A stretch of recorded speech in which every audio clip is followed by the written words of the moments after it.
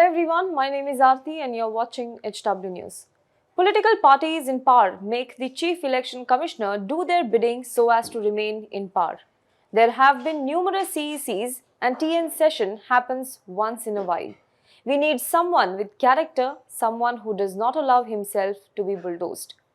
This is what the Supreme Court said in a damning indictment of the country's apex election body, the Election Commission of India. The Supreme Court bench made these remarks while hearing a batch of petitions challenging the current system of appointing the members of the Election Commission of India. The petition said that the executive enjoys the power to make appointment in violation of Article 342(2) of the Constitution of India. What happened in the hearing and why did the court invoke former CEC TN Seshan? Let us understand in today's video, but before that, if you are watching this video on YouTube, please make sure you subscribe to our channel. If you are watching on Facebook, then please follow and like our page. Now you can also access our articles, videos and live TV on our app. So if you haven't already, download HW News Network app on your Android Play Store now. A 5-judge constitutional bench headed by Justice K.M. Joseph and comprising Justices Ajay Rastogi, Aniruddha Bose, Rishikesh Roy and C.T. Ravi Kumar are hearing a batch of petitions recommending reforms in the process of appointment of members of the Election Commission of India. In the past, the opposition parties have criticized the Election Commission of India, accusing it of being biased towards the ruling Bharatiya Janata Party. The election body has been accused of selective action against the opposition while letting go scot-free those in power. Let me cite some examples before we move forward. Number 1.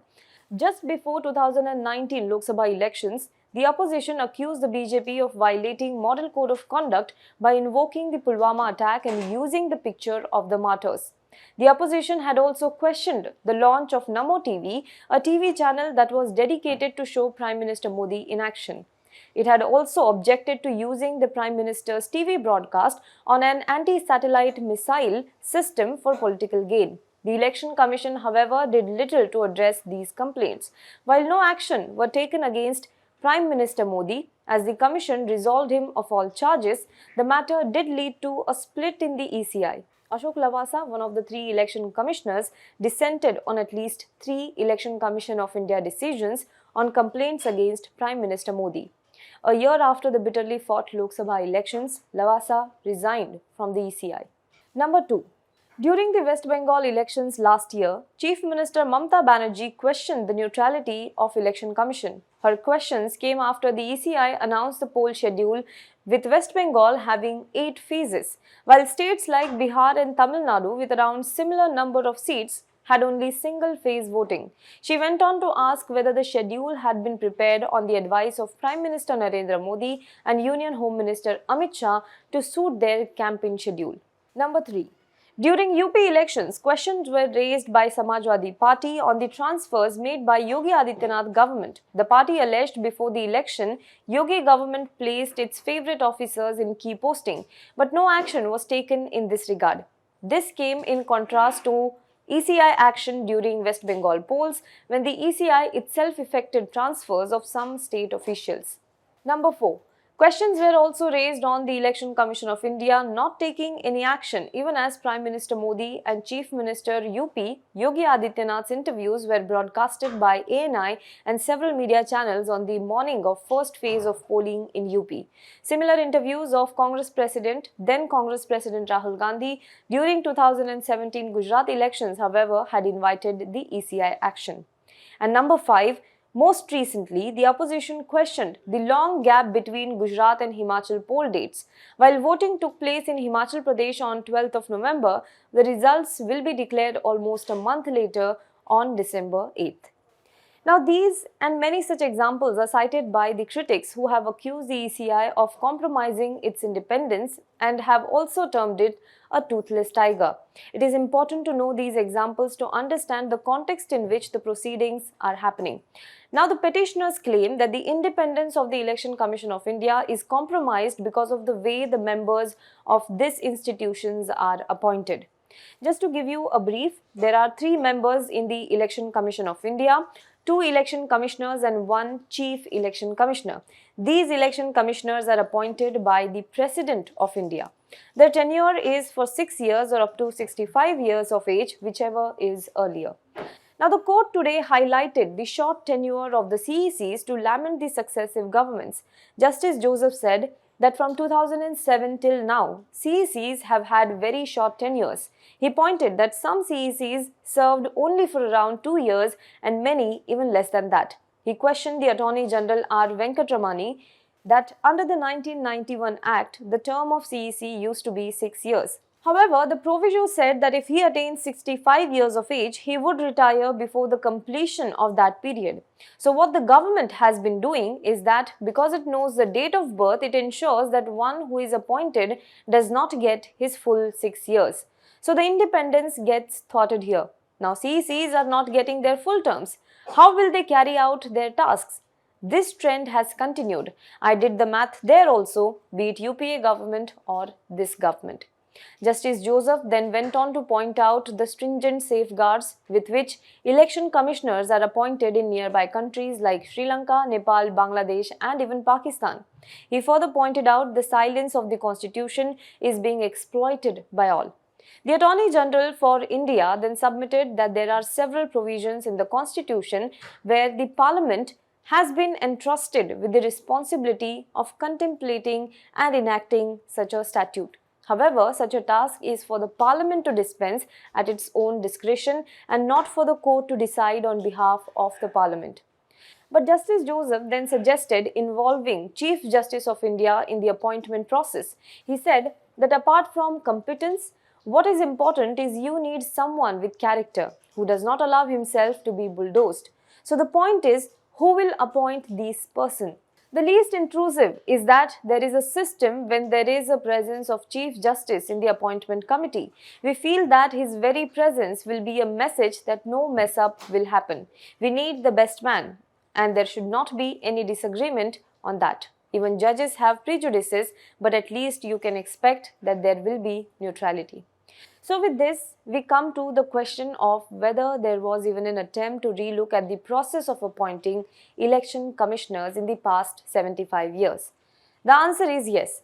A 2015 Law Commission report on electoral reform says that Constituent Assembly did debate this. During the debate, it was suggested that the appointments to the Election Commission of India be made by a two-third majority in the Parliament.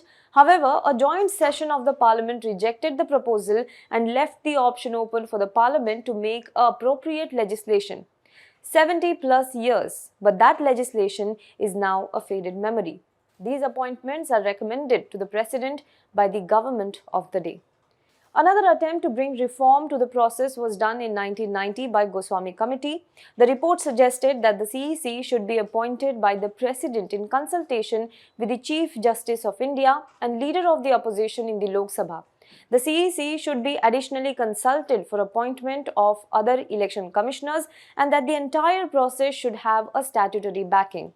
A draft legislation to this effect was also prepared, but it was later withdrawn. Almost 17 years since that, the Second Administrative Reforms Commission of 2007 spoke of forming a collegium consisting of Prime Minister, Lok Sabha Speaker, Leader of the Opposition in Lok Sabha, Law Minister and Deputy Chairman of Rajya Sabha to make recommendation to the President for appointment. In 2015, the Law Commission also proposed a 3-member collegium consisting of Prime Minister, Leader of the Opposition in Lok Sabha and Chief Justice of India for such appointments. It also provided a comparison. For example, in the US, the federal election commissioners are appointed by the President with the advice and consent of the Senate. In Canada, they are recommended by a House of Commons resolution, and in South Africa by the National Assembly. But these recommendations or reports have not led to any concrete solution. But there is another argument that says the process of appointment of election commissioners mattered little since TN Seshan's tenure. For he turned the organization into a fiercely independent institution, sans political fear or bias. But situation has changed a lot since then, and as the Supreme Court pointed out, the existing provisions have been used to their advantage by successive governments, both the UPA and NDA. Thus, there is an urgent need to relook at the process by which election commissioners are appointed in the country. Now let's talk about TN Seshan. Whenever we talk about independence of Election Commission of India, the name of TN Seshan is taken as someone who ensured it. He served as Chief Election Commissioner from 1990 to 1996. Since the formation of the Election Commission of India in 1950s to ensure free and fair elections, bribing was regular affair.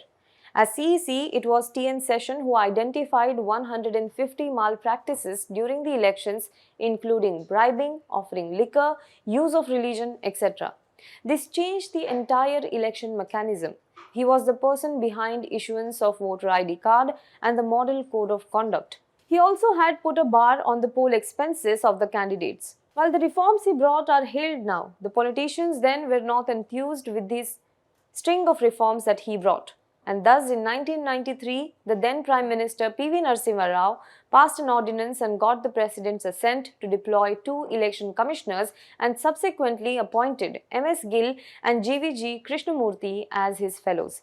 And despite this, TN Seshan is remembered as a headstrong CEC who faced wrath of many governments to ensure independence of ECI. In an interview, he had famously said, "I eat politicians for breakfast." There is one popular incident though about TN Seshan. At that time, the Chief Minister of Bihar was Lalu Prasad Yadav and elections were going on. Bihar then had maximum incidents of fake votes and booth capturing. Seshan secured the entire province with paramilitary forces before the election. Sankarshan Thakur writes in his book, The Bihari Brothers, that Lalu Prasad Yadav used to curse TN Seshan during his Janta Darbar. He used to say in the tone of his humor and sarcasm that TN Seshan will be put on a buffalo and he will be thrown in Ganga River. But the elections that were conducted in the state with Seshan as CEC saw the least number of violent incidents and fake votes. His legacy is so vast and so inspiring and important in the independent India that even today the Supreme Court had to revisit it. Do let us know what you think about this in the comment box below. For more news and updates, you can log on to www.hwnews.in. Also, before I end this video, if you like this video, then please do consider subscribing to us. Go to our website www.hwnews.in/subscribe us. There you will find multiple options. You can choose the option that suits your budget and pay us, because when you pay, you help independent media like us not only survive but also thrive. Thank you so much. Now be the first to know about the latest updates on our new news app. Go on your Android or iOS, search for HW News Network. Download our app, choose the language you prefer to get updates in, and be up to date with the latest news.